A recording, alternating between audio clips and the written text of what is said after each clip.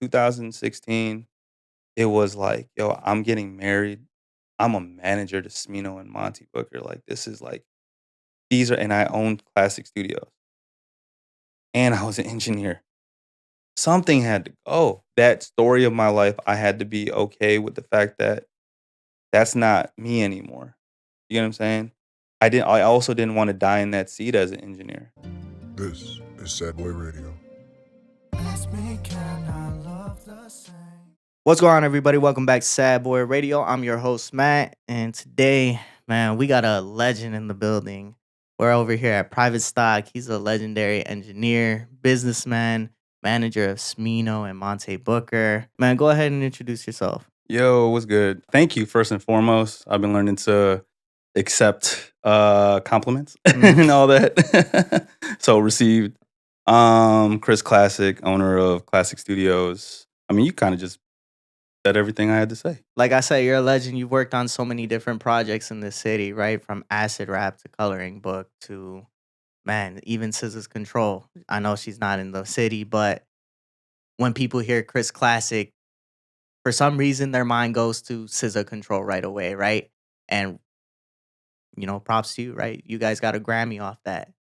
But you did so much for this city that you built a culture. You helped cultivate that culture in this city. So definitely, like, all props to you, man. Appreciate it. Thank you. When I talk to any artist, they're like, yeah, I went to Classic. hmm And when you hear Classic, it's like, oh, shit. Like, he went to the professionals. He went to the pros for real. Hey, And whenever somebody talks about what Classic is, they talk about it like, man, that's the place to go to build a sound. Building that culture, why was it so important for you to do so here in Chicago? first and foremost, like I'm from here. This is the city that built me. Um, my mentality was always just like, what was always missing? I always tried to fill in the gaps. What's void? What's the void? And when I was first starting out, of course, you just fall into things that you like, that you love doing. And I started producing. Once I started producing, I started going to beat battles. Beat battles, I started building my community of producers, and these producers became my friends. And once all these producers started coming to my studio, like I'm not going to name drop, all those producers. There's a handful of great ones. Um, I just felt like they just needed a space. So I was like, hey, just come to my crib. And it just started off as recording at my house, recording in my bedroom to, oh, hey, I got so-and-so trying to come down. And then Dave Koresh started bringing Vic Mensa. Then Vic Mensa brought Nico, and he told me that they were going to do Kids These Days. And, and it's history, like the rest is history at the end of the day. So like, at first it just started off from like working on things that I loved. And I just love that it but it did extend to 15 plus years of me doing this here in the city still. What are some key changes you've noticed about the music scene and the culture here in Chicago? There's not so many changes, honestly. I think that there's like still this lack of an infrastructure business. I hate that word, right? Because it's like, I mean, what are we really speaking about? Like, let's be specific. Like, when you want to break it down, like trying to help an artist, what does an artist really need? And then you just ask, like, our city's always been about working and pushing one artist or someone that we believe in. We're very artist centric. And it takes a while for us to like believe in one artist or two artists or a movement. You get what I'm saying? So that's why I feel like right now things are brewing up. I'm excited for what's to come, because everyone is saying that Chicago is quote unquote quiet, but we're just experimenting. That's fine. You know what I mean? Like this is the next generation. Things come in circles. Like right now, we're looking for what is after the drill scene. And what came in after that? It was 10 years ago. Chance, Vic Mensa. You get what I'm saying? Then after that, it was No Name. It was Saba. It was Smino. It was Raven Lene, Monte Booker. You get what I'm saying? Felix.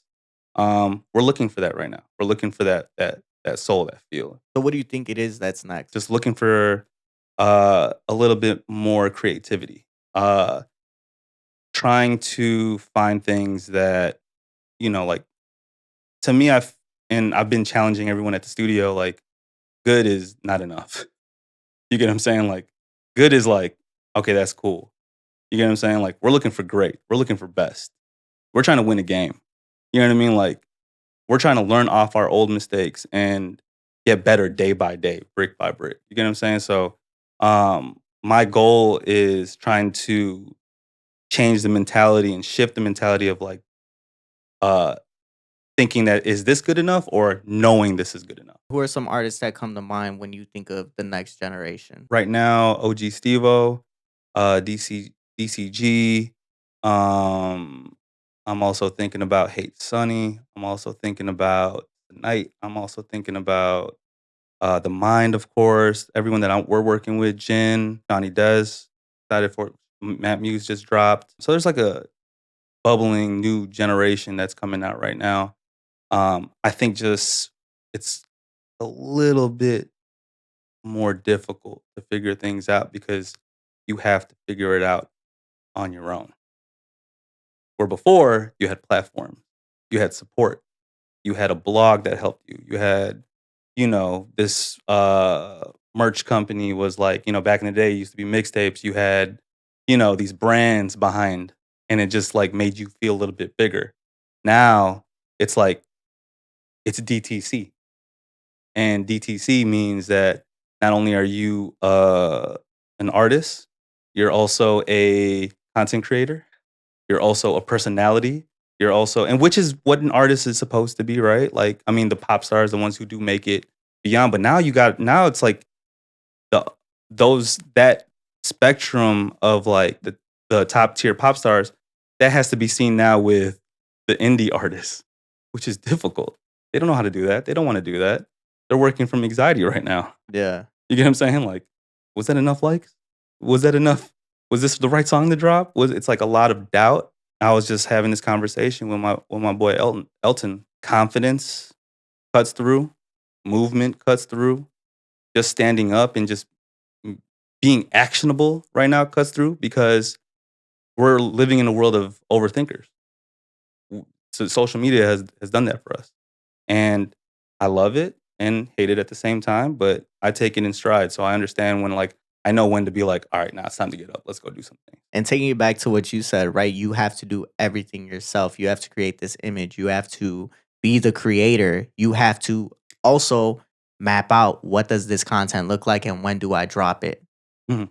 You're wearing all these hats when all you wanted to do was wear the one original hat, and you were doing it because it was a form of expression for yourself, right? Mhm. A lot of artists, they create this music because that's their way of telling people like, this is what I'm feeling right now. Yeah. For me speaking, that is how I tell somebody this is how I'm feeling right now. A painter, that's how I'm feeling right now. Yeah. And that's why you see so many artists who do what they do, but then their social media presence isn't all there because Mhm. they don't want to be that, but they want to be the biggest thing possible. Right. So it's hard when you got to figure all that shit out. I've been thinking about that recently myself. I'm like, I got to stop wearing merch on every single episode. Mhm. And originally I did that because I wanted to wear different artists' merch and showcase them and showcase what I dope. like, what I listen to. That point hasn't gotten across. Mm. So now what do I got to do, right? To become bigger, to become this bigger star, someone like an Ebro, somebody like a DJ MV. You got to create an image. You got to create, what stands out about me and enhance that by 10. Mm-hmm. And that's not just me, that's everybody else that wants to be big, right? Damn. Your liquor is here. Sorry, No, you're bro. good. Sorry. Yeah, we you're good. good though. It's all good. Just having to wear all those hats. It's not something that everybody wants to do, but it's something that you have to do nowadays. I didn't want to be an editor. I didn't want to have to be a fucking influencer. I just wanted to be the host and the writer. I just wanted to be the person that said the shit. Somebody else cut it. Somebody else set the shit up. Somebody else record it. Good. But that's what it's turned into. I become the camera guy. I become the fucking set guy. I become the editor. And I'm only better off for it because now I have all those skills that have translated into something else. And I grew from it because now I understand like nobody's going to do this shit for me except me. You know, shout out my boy Swift. I don't want to take anything away from him. Like he obviously like he comes here, he records this shit, he restarts the cameras for us, and that's just as vital of a role as me being on here because if he doesn't do that, we're not gonna have shit. It's no one else's job to chase your dream. And that's something that I had to learn, right? We've said that a lot on this show, but even passing that 100 mark, it's like you still got to believe that nobody else is going to do what you want to do and nobody's going to care about what you care about more than you. But let's take it back a little bit. You mentioned that you don't like the word infrastructure. Mhm. You've created that structure in Chicago. Like genuinely, like I mentioned to you, right? When people say that I'm going to go record a project, they choose Classick. Where do you feel like that idea that we lack this structure and this music business in the city comes from? This is what really taught me a lot because I got to be around so many different versions of a management company, a label, and what to do and what not to do. Um, Honestly, people are just trying to figure shit out. We're a very DIY city. Um, like I said earlier, we're very artist centric. We build our teams around artists. We believe in individualism. We believe in that, like, um, yeah, we were known as like the city of haters. Like, we are a city of people who hate on you until you figure your shit out. We hate till you love yourself. That's the only reason why we hate is because you haven't found. It's like I don't believe you. You get what I'm saying? And like, if we don't believe you, I'm not gonna support you. You get what I'm saying? And that that to me is like what I've seen for what for me being in the music industry and when I'm like talking because it's the same conversation. I think we just need to change up how we speak on what infrastructure really means. At the end of the day, I think it's just more so we need like a broader macro vision for the city. You get what I'm saying? Like, because we tend to work from a sense of like, I'm just gonna create the best art, and whoever fucks with it, fucks with it. Oh, damn, a lot of people fuck with it. Damn, so and so is fucking with it. Oh, this. Then you got your manager, who's your homie, who's going crazy. Now you got, and then like we're like, Chicago to me is like open gym, and then like people from other cities will be like, oh, I see you, and I know who those people are. Benji. I know who they are. They find people and like talk to them and like they quote unquote like bring them on as interns. I'm kind of spilling a lot right now. And they come as interns and they try to see who's like the next ones to come out and they're like, oh, is that the one moving? Bet. All right, cool. We're gonna bring them to this system over here because we don't have a system. So at the end of the day, like we're we only believe in like two or three things here in the city. Is like let's either be an artist, be a producer, or start a studio. That sounds about right. No offense. Build a studio, go crazy. But it's just like those are the three things that you can possibly do, what you can do to possibly try to make a little bit of money right now. And that to me is just short sighted. You got to find your lane. You got to find where you fit in that industry. Just like I was telling you right now, right? I wanted to be a singer. Didn't work. I wanted to be a producer. Didn't work. So that leads me where? That leads me nowhere. In my mind, I'm 18 years old. No way am I going to have anything to do with the music industry at this point. Like, I'm 18, I'm too old. Like, that's how we think when we're young. And time goes on. I started a podcast. The podcast was music based, but we had no plan to interview artists. We get to that point where we're interviewing artists. We start to grow. Okay, now we're in it. But that didn't just start. Like you said, it's short-sighted to think I can only be an artist, a producer, an engineer, a studio owner. Mm-hmm. So what do? You take the backseat role, you take the behind the scenes, but then you realize I'm just as important to this system as the artist. Yeah. Because if there's not somebody to showcase who the artist is, there's the music, but who's gonna push it? Yeah. The media pushes it. For you, you've been creating this community way back in the day. Like you said, Kilpatrick House. What's one of the most significant moments that happened in that house for you? Whenever someone asks me about questions from like Kilpatrick House years or any times from, because like think about like, try to pick your favorite episode from The Simpsons that's been going on for how long? Pick your favorite. You know what I mean? Like, Yeah. it's like, it's just so many that I have to think about. I wouldn't even say favorite.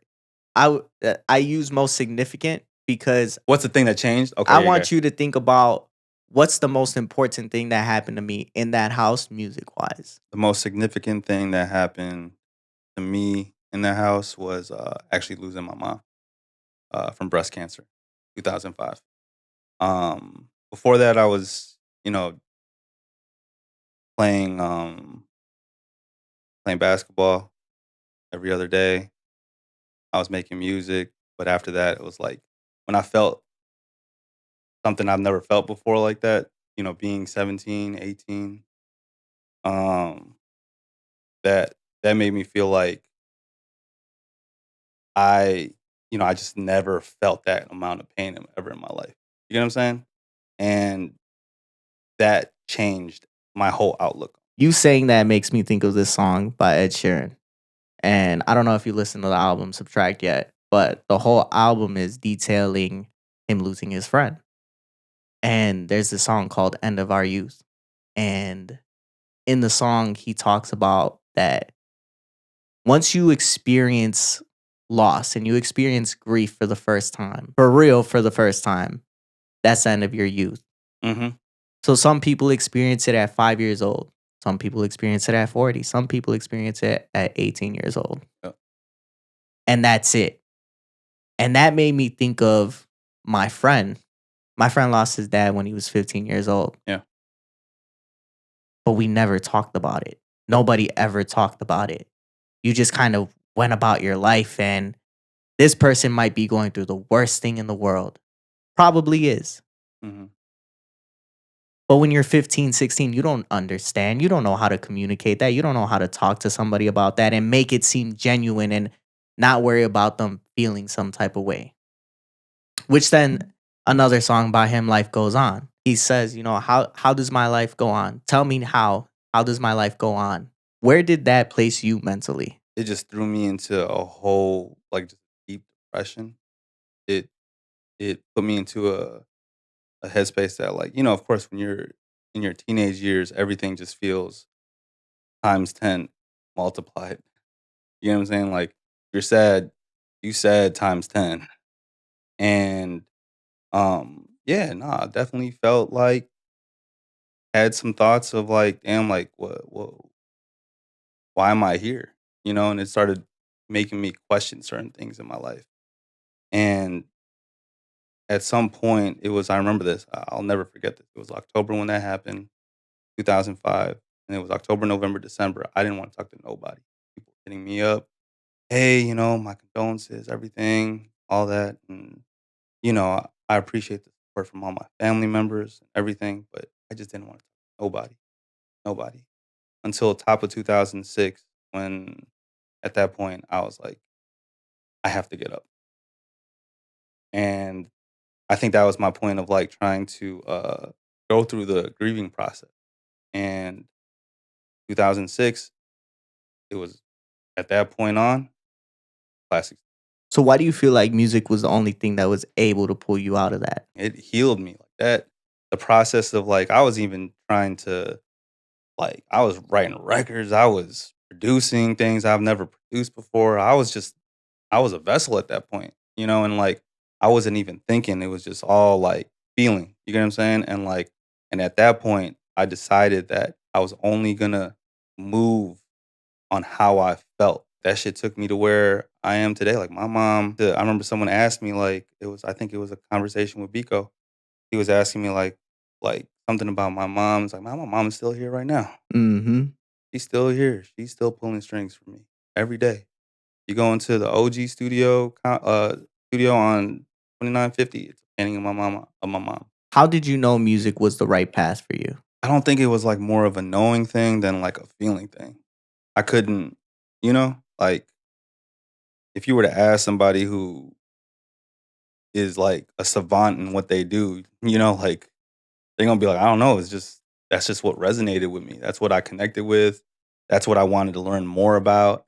I just paid attention to what I was paying attention to. But you received a sign. You received a $10,000 check Yeah. that helped you build this empire. Hmm. And talk about that moment. It was a fucked up moment. I did not appreciate it, Do you appreciate it now? of course.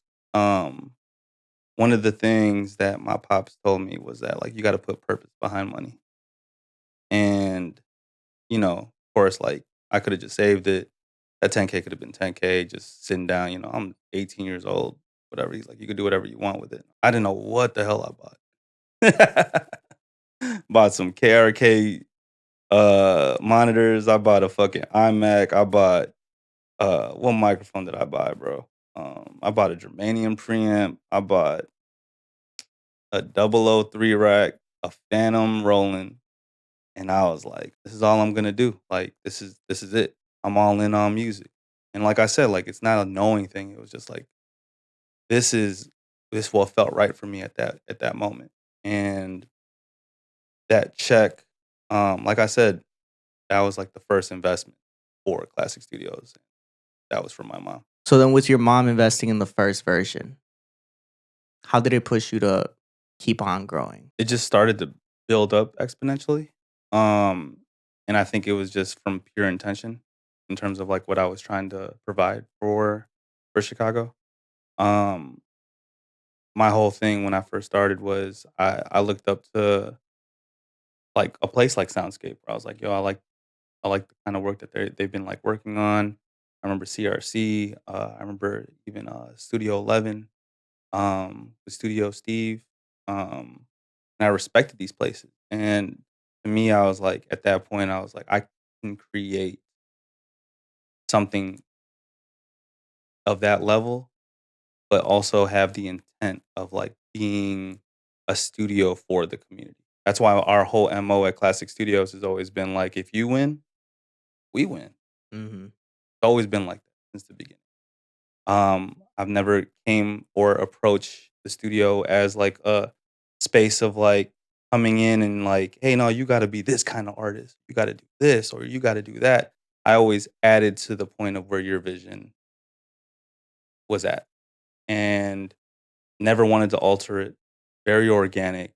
You get what I'm saying? Like, because I think from that standpoint, that feeling of like the organicness, the working from, like, what you were saying, from, like, working from within, I believe in that wholeheartedly. And some people might, like, work with me and then, like, they realize, like, "Damn, how come Classic not really, like, rocking with me, da, da, da." It's just like, man, like, again, like, we go back to the whole idea of, like, the city of haters, like, I just don't feel it yet. You get what I'm saying? And, like, I have and I'm at a different stage in my life. I'm 35, I got a kid, I have a wife that I love. Like, that's, like, priority over everything to me. You know what I'm saying? If it makes me think beyond that and inspires me beyond that, I got you. Help you out. But you don't want 10% of me. You don't want 20% energy from me. That's a disservice to you. You get what I'm saying? There's only one of me. You get what I'm saying? And, like, that's why I've been trying to provide as much as I can at Classic Studios to give the tools to everyone at the studio, the engineers. Like, the engineers are basically the next versions of that, where they're the ones who are gonna bring in more of the acts, helping develop them, and I'm helping provide the knowledge and tool set to give like, allow them to go crazy with their artists that they're working. At what point did you realize that change needed to happen for you? You have your family, you have Yeah. engineering, you have business, you have management. You dropped the engineering part. What was the moment that made you realize, like, this needs to go? In my 20s, I had all the energy in the world. I could do anything. I was doing 60 hours a week, and I would prove it to you. And that would make someone else at the studio do 62 hours a week, and I've believed that the best way that you could, like, help someone or, like, push someone is not through telling them what to do, but Oh, showing them what to do. And I've done that 10 times over. But going back to your question, in my 30s now, I'm starting to understand that I have a lot of unlearning to do. Like Pokemon, you got four moves. You yeah, gotta it's delete one of them. Something gotta go because it doesn't service you anymore in that new stage of your life. And I've always been such an open-hearted person. And I still am to this day. That might be my like Achilles heel. You get what I'm saying? But I'm trying to understand that now I have to be a lot more intentional with my time because I only have until before I used to be I could work 24 hours. That was fine. I gotta work only from like 8 to 5, and I have to be so impactful in those hours. What I do in an hour has to feel like 5 hours of work, Mhm. and that's me talking to the people in my team, talking to the people around me. Um, but yeah, it was like speaking just going back, it was the pinpoint of me working with SZA, working on Control, and I was getting married at the same time, 2016. He was finishing up the album was called A, right? And which is Control. Mhm. And I just didn't have the time or the mind space to, like, do it. How did you get to the point to be okay with that though? Because as an artist, you are a creative first.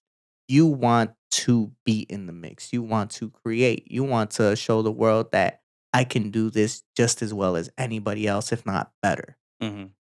And then there's other factors that start to play a role in your life. Yeah. And accepting those things into your life can be hard. Yep. I don't know if you had that experience. I did. Speaking for myself, it's hard. I struggle a lot doing that. Mhm. Just having a dog, that's my responsibility. And there's days where I'm like, I can't do this shit. Like I can't do it no more. Yeah. So how did you learn to become okay with taking that step back?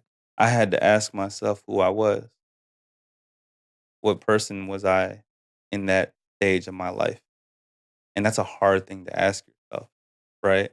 Especially you know yourself. You know what you like, but what version of you are you at that age? At 2016, it was like, yo, I'm getting married.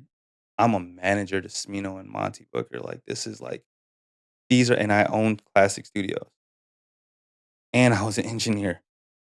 Something had to go at that point. You get what I'm saying? Mhm. And I had to like pinpoint like the journeys, like I had the road map each thing. If I continued to finish the route of being an engineer over here, then I would be overwhelmed later, right? Because everyone would be like, I have to go work with him. And that story of my life, I had to be okay with the fact that that's not me anymore. You get what I'm saying? I also didn't want to die in that seat as an engineer, which is like something that a lot of engineers scared of sometimes, and I just had to be truthful to myself. I think that's what it was. Like what is most important to me and what had to go. And engineering for me at that point didn't service me. Do you feel like being a manager is gonna take you farther than being an engineer? Yes, 100%. And I'm only saying that was because I had to remind myself why I started doing this in the first place. And it was to provide a space uh, that can gather all these resources or be a bridge to help artists in the city. So it didn't matter if I was an engineer, didn't matter if I was a manager, or it didn't matter what it was, but my mission was clear cut on what I wanted to do since the beginning. And that was to help artists. You get what I'm saying? And I knew in my heart at that point that management showed me because as an engineer, I only knew what it was from like the process from like A to D. You get what I'm saying? Like I could record, mix the song, master, wait 6 months to a year, project drops. Then I drop the cover on my Instagram and say, hey, thank you for letting me be part of the journey. Thank you. Da da da. You get what I'm saying? Like the usual thing. And I just missed this whole 6 months to year process. I wanted to learn that. And shout outs to Smino for seeing that in me to allow me to help him in his journey to being an artist because that taught me so much about branding, marketing an artist, building your ticket sales, your touring history, building your merch company, and still to this day, still trying to figure that out. Being an engineer, you're a problem solver. It's something you mentioned in multiple interviews. Where did this need to fix things come from? It really boils down to my culture, being Filipino. Our culture is all about trying to make sure that the other person is good. We ask you, did you eat? Are you okay? Do you need anything else? We're always for the other person. So I think from just culturally, it's just within me growing up, it was just like always trying to, I wouldn't say fix a situation, but servicing somebody and trying to uh, add value to someone else's life because in that, like, we don't need a lot. You know, like my parents, my dad told me growing up, he sees my shoes, he's like, you got 20 shoes. I had one pair of shoes for like my whole teenage life. You get what I'm saying? And like he reminds me constantly that like what you have here is like an abundance. You know what I'm saying? Like to him coming to America is hitting the lottery. And I should never take for granted any moment, any minute, anything being in America. And I was just like, all right, cool. So I'm gonna find my own version of how he sees being here for myself, you know, being 35 in America. Do you feel like being that problem solver caused you to hold on to certain relationships, certain business relationships for longer than you should have? I always saw the good in people, no matter what. I know that there was like a handful of times where people would come up to me and ask me like, "You still helping out that person?" You know, and that's their perception of them. My perception of them is way different. I can see certain things and I have a different perspective when it comes to like I see the good in people no matter what. And when you're asking like have I stayed longer in a situation? Definitely. Know a handful of people, I'm not going to name no names where I've done that. But over time, uh being in my 30s, like again, like when I was in my 20s, I was open for everyone, just trying to help everyone and that had to limit itself when I was in my 30s now because I don't have again, have enough time. I don't have the same headspace anymore. I don't have the same mental capacity. So I I was way more aware of that and yeah, there was a handful of relationships that I took on longer because I was in hopes that they would change, right? But I've realized that change can't happen without me. Like I said earlier in this interview, change can't happen unless I'm the one who's like showing you the change. It's like in a relationship, right? Yep. You have to show somebody that you're willing to take a certain step, that Yep. you're willing to do certain things for them, Mm-hmm. right? If I buy you dinner, then you're going to want to buy me dinner next. Mm-hmm. And some people look at that as transactional because it's like, oh, you're only doing this so that you get this out of me. But it's the fact that I'm willing to take that step first and show you, like, hey, this is what you're worth to me. Yep. Am I worth Exactly. this to you? The idea of transactional, I actually do things and not expect anything back, which is, I know is not a normal thing to do. But that's just how I move. I'm always the type of person to be like, can I add value here? Let me see what I could do. All right, cool. Here's the opportunity. You run with it. And I never go back to be like, hey, you remember that one time that I did for you? Come on, like I need.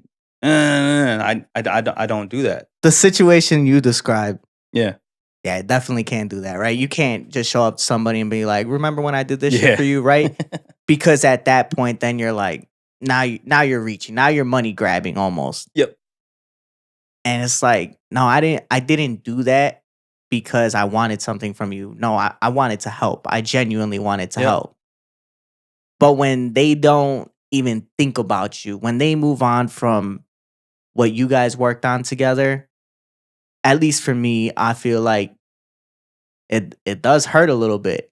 For sure. It does feel like, damn, it almost makes you feel used. And I felt that before, early on in, like, my career, where it's like, damn, like, I did, and then, like, damn, nothing in return, like, I thought there'd be something, right? But mentally, if I were to put myself out there to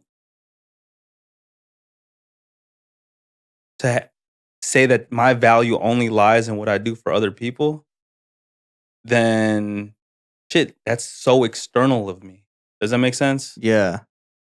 Meaning that only because I did this for you is that like how I equate my value. No, my value, I know what my value is. But at what point did you learn that, right? Because Mhm. everybody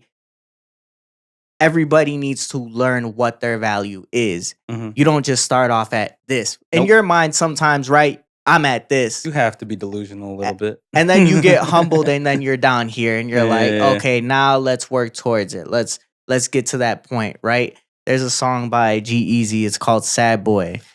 Sad Boys for real. Hey. He says in the song Sad Boy, in a year I went from overlooked to overbooked. You won't ever understand the work it took.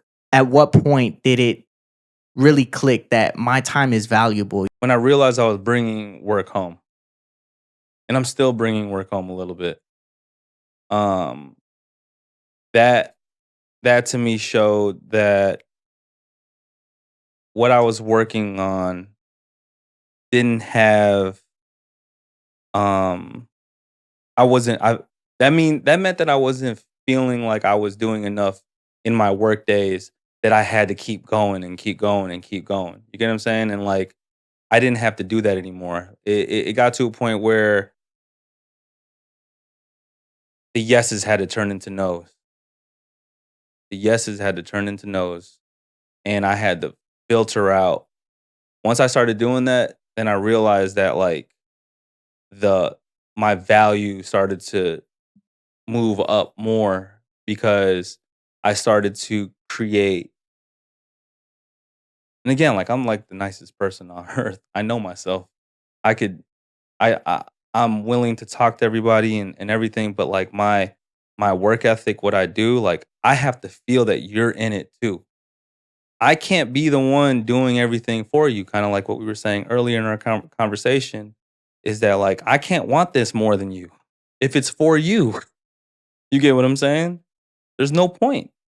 And I'm here to to basically add that extra execution part, that system, that organization, that which I love doing, which, you know, as an engineer, it's like organizing chaos. That's what we do. We are given a million takes, and we have to sit there and go through and be like, hey, what about these 3 takes together? And like you mentioned, we work so hard and we tend to bring things home. Yeah. When you spread your time out so thin, it's not only taking an impact on you, but the people around you. What are some of those impacts you saw on those around you? I seen that I wasn't as mindful as I need to be at the crib. I seen that I wasn't doing what I needed to be at the crib. I seen that I wasn't hitting my homies up anymore. Um and again, like, you know, I'm always trying to figure out how to focus, hone in, and try to get better at things, like mastering my craft and everything. Um but the thing that hurts the most is, and this is still a journey for me as a father, is that I can see when Miles, my 3-year-old, can see that I'm not being present.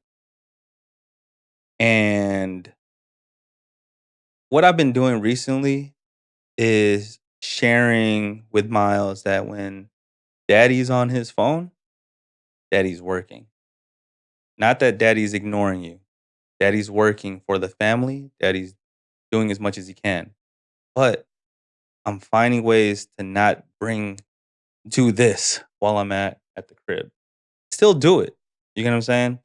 And that still hurts me sometimes, which equates to me feeling like I have to do better with my system. I have to do better at like creating better boundaries for myself. Um, and again, turning those yeses into nos because I can't help you at 8 p.m. to fix this one thing right now. I got my child right now. And again, what did I say earlier? My family over everything. That's a hard lesson, man. Difficult. And I'm like I said, I'm still learning.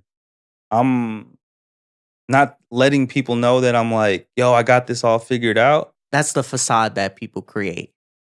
People create this image that they have it all figured out. When you look from the outside and you look at an artist like, I don't know, Femdot, like Asar, like KO, you think of them and you see what they got going on, and you're like, man, they're doing well.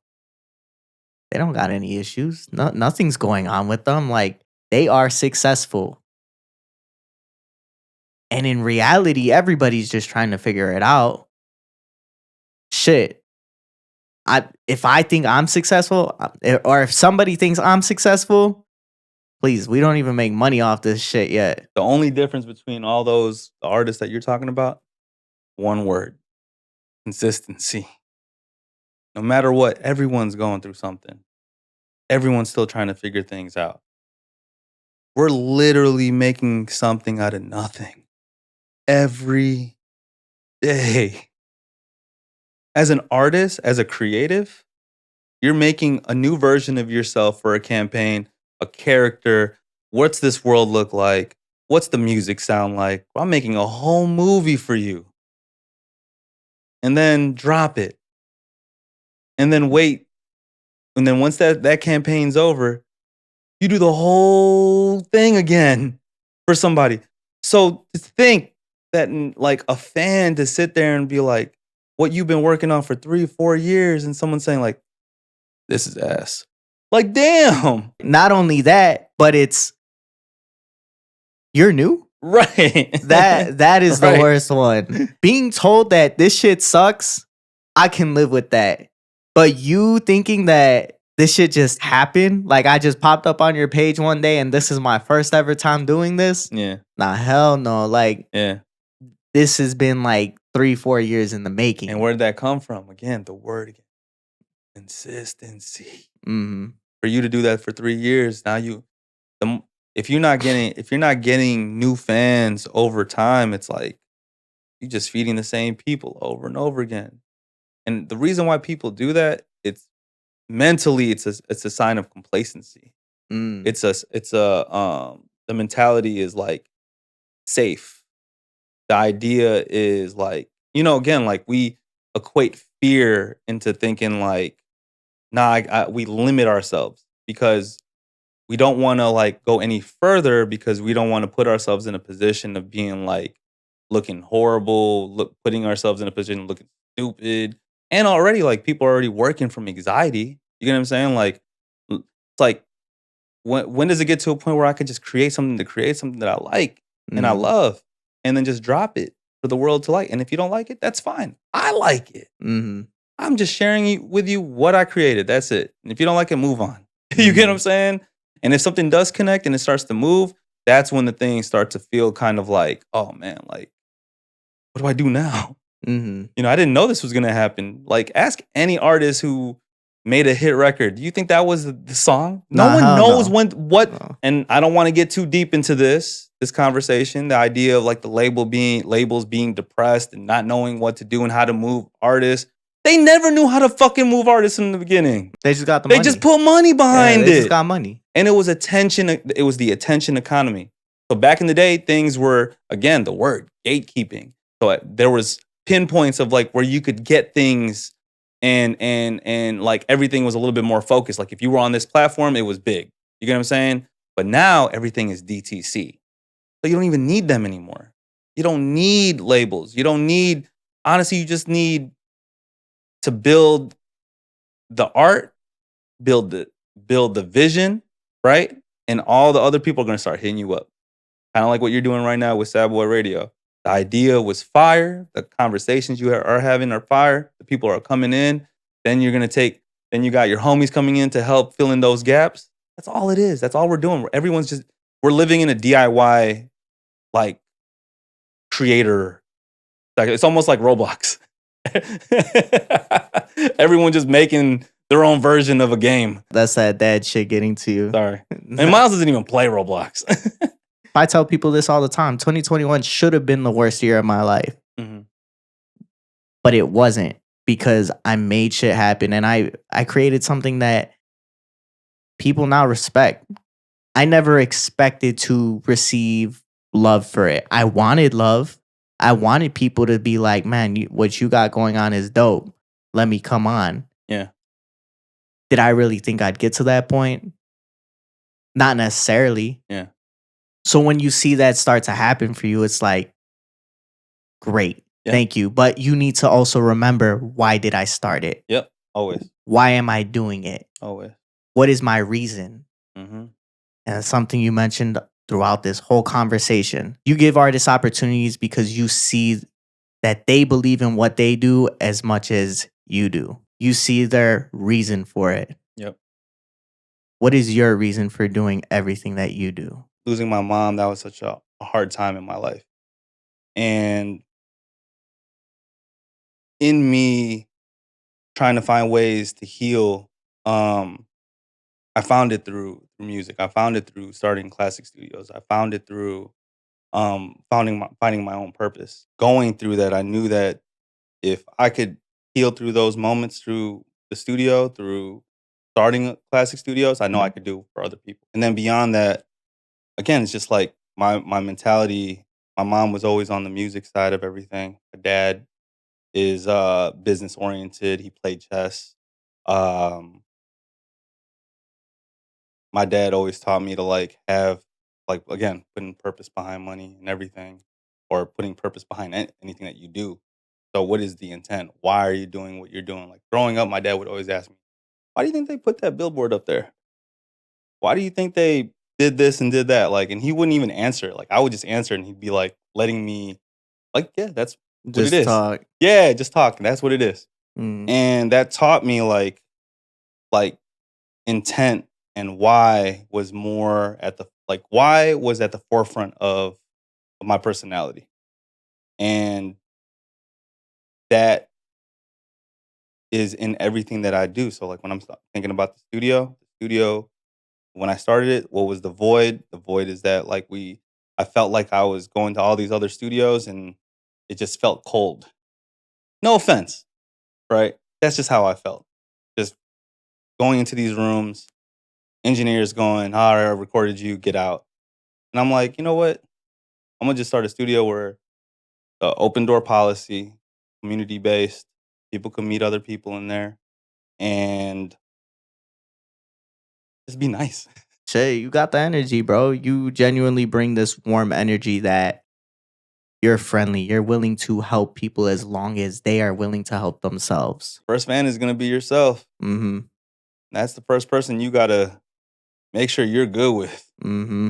because that's the person that's gonna be you. That's the thought that's living in you. That's the you. If it's doubting you, tell it to shut the fuck up. I'm cooking right now. Mm-hmm. And then once you start allowing that doubt to kind of subside, that voice is low now. Mm-hmm. And now anything is possible. So finding a way to show up for yourself first, beyond anyone else showing up, that's key. Master yourself, figure out what it is, and you get what I'm saying? Like if you feel like there's trauma, anything, like, yo, go figure that out. Mm-hmm. Don't wait until tomorrow. Don't wait until your ego is telling you not to do it. You get what I'm saying? Like ego tells us like, "Nah, I'm good. I don't need to." No, every day we should figure out how to be a better version of ourselves. Bringing it back to your mom. When she left you physically, she left you with the money that it took to start your empire.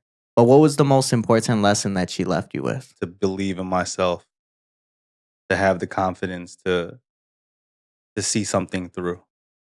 She was she was literally the backbone of who I am.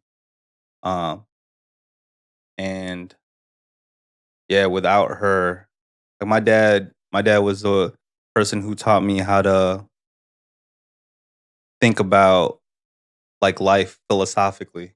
Like, why are we here? What are we trying to do? And think about life in a game of chess. My dad's a chess master. My mom, she's a very personable person. Anyone that I talk to who is a friend of my mom always tells me the same thing, that like your mom is the glue to this friendship, is the glue to this family. And to this day, I feel like she's taught me to be the glue in wherever I am right now, which is Classic Studios, which has always been and still is to this day, and is still moving forward to being a glue to try to figure out the next stages of Chicago. She lives with you in everything you Yeah. do, just like everybody that, unfortunately has lost somebody. Mm. They hold on to those traits that, that person passed on to you. Yeah. And hopefully, your son gets the same traits as you all do. day. So last thing, bro. I know I keep saying last thing. You good. Obviously, like I'm not doing my part if I don't mention, everybody you've worked with. And we're just gonna do a little short thing, right? Yeah. When I say a name, say the first thing that comes to mind. Let's go. All right, we'll go Jeff Jackson. Jeff Jackson, day one, really put me in that headspace of like, damn, really could do this. What, like, you really want to intern with me? Our first interview was, I was like, yo, pick up the sticks. We're gonna play 2K, and I'm gonna ask you questions. Hey, see, Proud of him. He going crazy. That's my dog. and those are the relationships that you'll always remember. Those moments that Yeah. just started organically. My office, it's a print.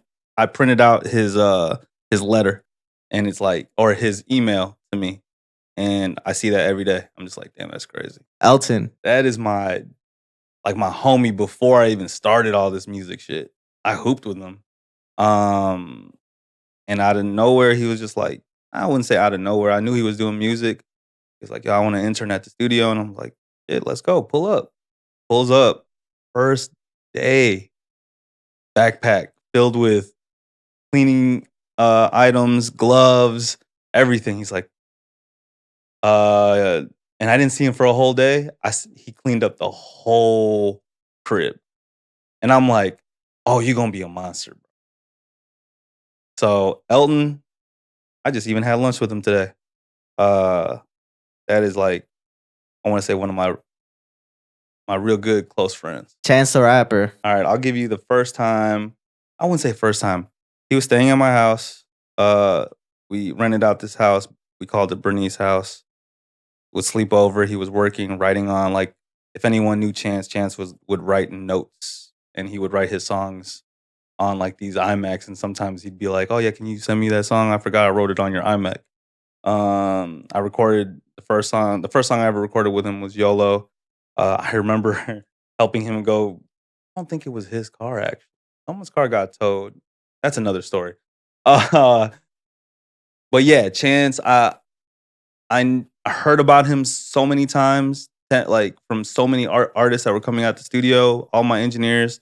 And when I first met him, he was the nicest person I ever met in my life. And to see him where he is today, it makes sense. Vic Mensa.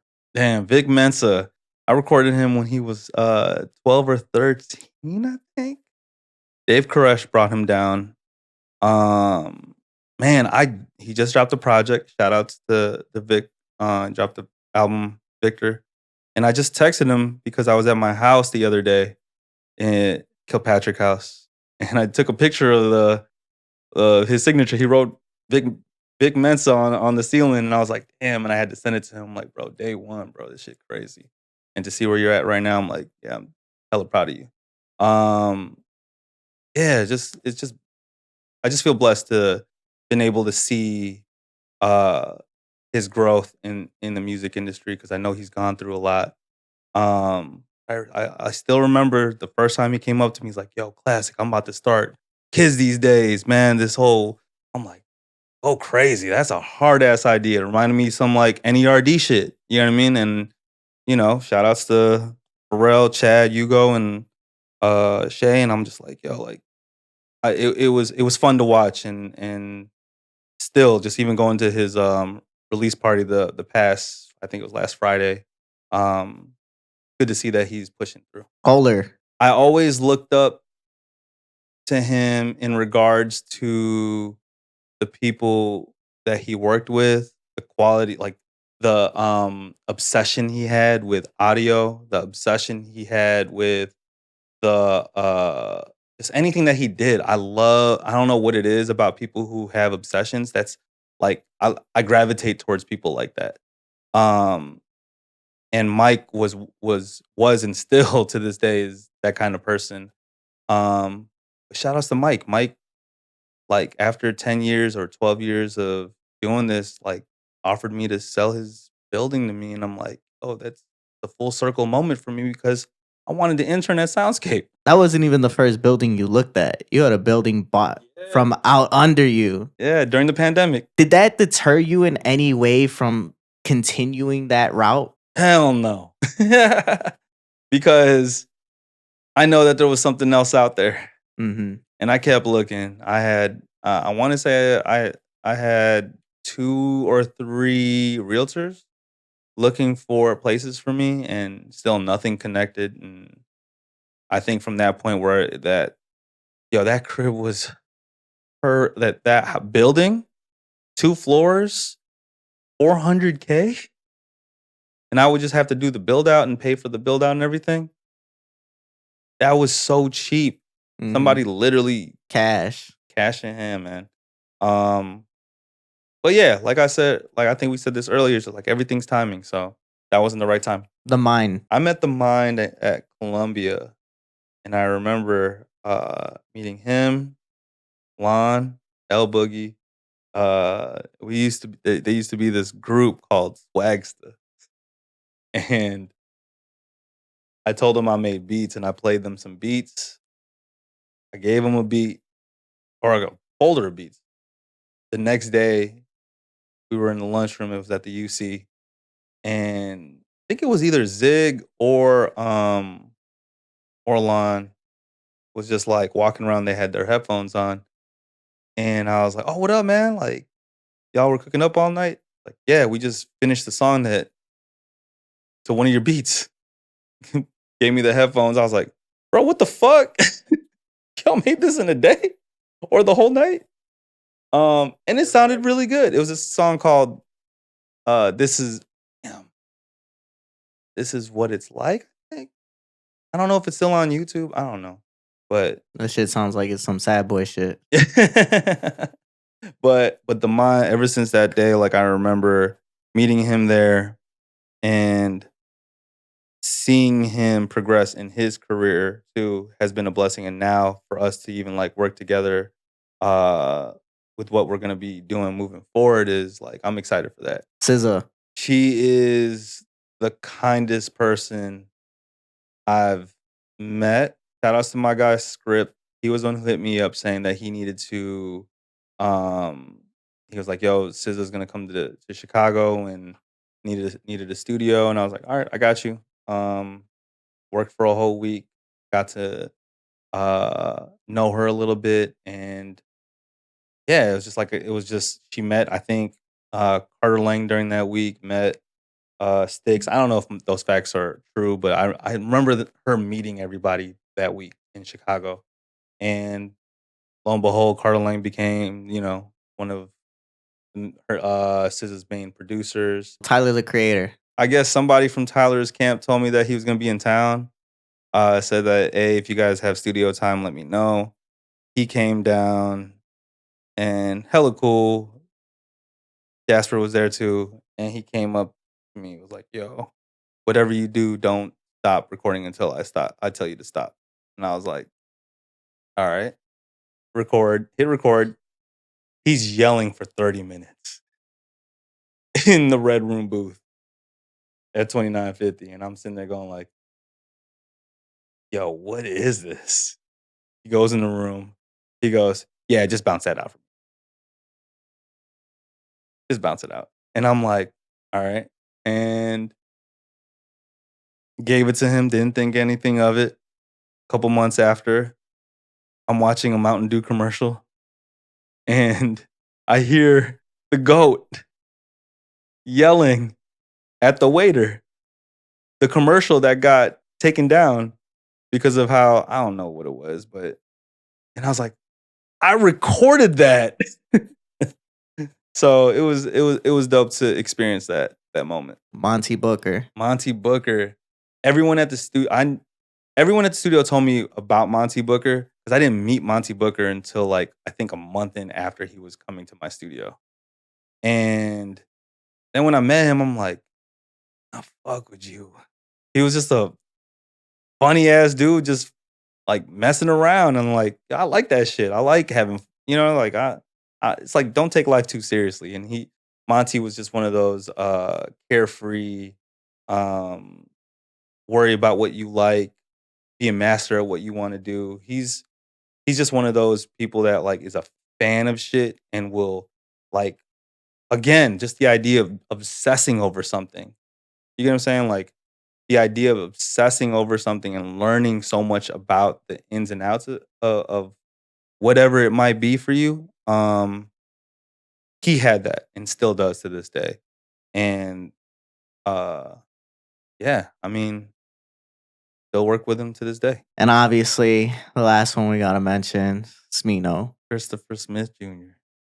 I met him. Shout outs to of course, Drea, his cousin. Drea told me that his cousin was gonna come down to Chicago to go to Columbia, which I was going there at the same time. I was like, "Hey, just can he come to your studio?" I'm like, "Oh yeah, that's fine." Came to the studio, played me beats, played me music, and I was like, "Oh yeah, you're good, bro. You could stay here. You could record here whenever you want. Classic Studios is yours."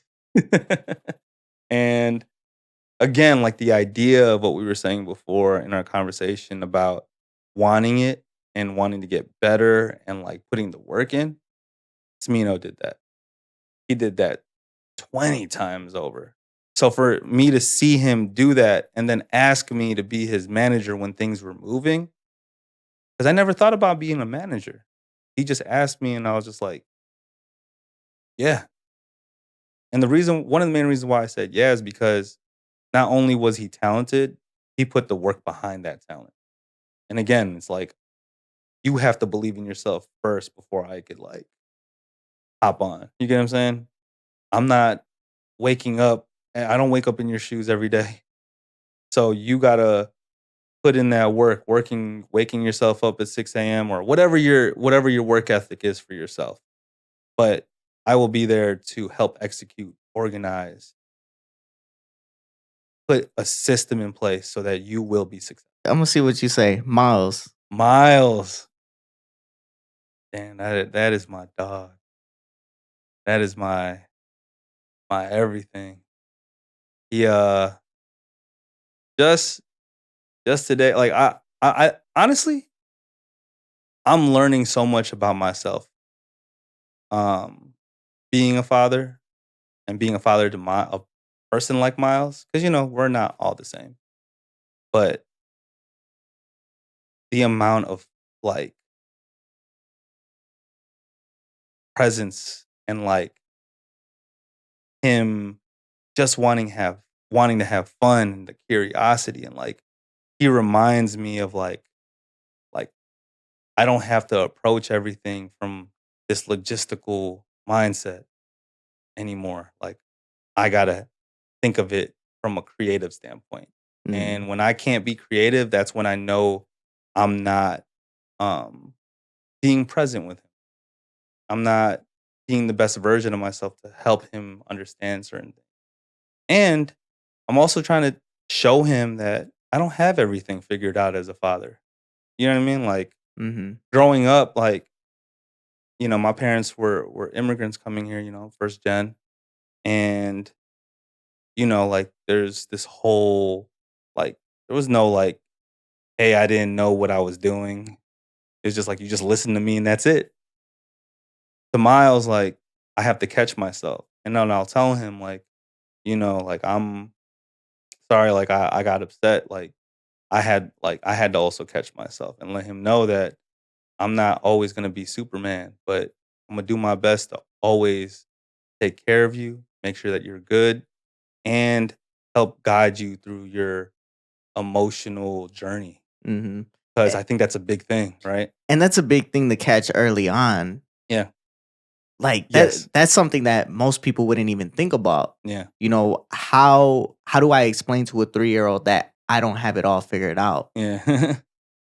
What was it that made it so important to you to do that? A, I wanna be able to communicate my emotions properly because I think it is difficult to do that, and it's been taking a a little bit of time for me to understand how to explain what I'm going through, and you just for me to do that and talk to Miles about it, it's like, how do I talk about these complex feelings to a person who just knows happy, sad, angry? You know what I mean? Like, just knows like 5 new emotions, but a lot of people always say like, "Ah, yeah, they don't know that at 3 years old." I'm like, "I don't care.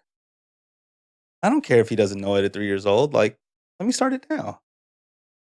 My kid. I want him to be emotionally intelligent when he's at 5, at 6. At 7, he's like he's empathetic towards certain situations cuz and having a firm understanding on like knowing when to stop himself because this is something that is more about me than it is about the other person. And that is to me is like for me, I feel like is me being a successful father. I can't wait to see you continue to grow. You're already a legend in the city, but I know obviously as people, there's always more that we can do, right? Just like you said, learning to unlearn certain things at this point in life. What's one of the hardest things you've had to unlearn so far? Being too nice. And not in a bad way, but to like in a way to again turn these yeses into nos and put myself in a position of putting a boundary for my time. Because like I said, after 5 o'clock, I let people know, hey, I'm dad time. I let everyone know. Everyone knows at work when I'm like, anyone at the studio, I'm like, yo, I'm leaving. They're like, oh yep, about to pick up the dad, pick up Miles. And I'm like, yeah, I mean, you have to understand that at that point, Mhm. and um learning, well, unlearning to always say yes, because that's like my first instinct is like, I got you, I got you, I got you. When in my 30s now, I have to really like reel it back and say, I got you, but hey, not right now. Mhm. So I had to unlearn that. And sometimes saying no is the best answer you could give because it's the honest answer. It's worse to tell somebody, I got you and never get them. If you tell me no and you're honest and you tell me like I can't do it, then I can't judge you for being honest with me even if there's some sort of hard feelings. It is what it is. You move on and you grow and shit. That's this industry, right?